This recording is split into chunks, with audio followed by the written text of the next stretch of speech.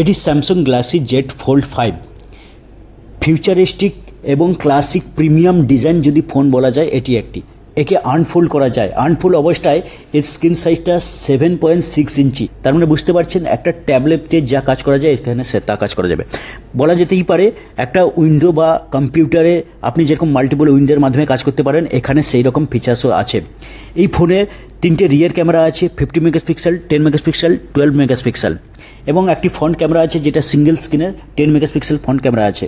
তার সঙ্গে সঙ্গে ইনভিজিবল ক্যামেরা আছে, যেটা আনফোল্ড করলে দেখতে পারবেন ইনভিজিবল ক্যামেরা একটা আছে যেটা খালি চোখে দেখা যায় না।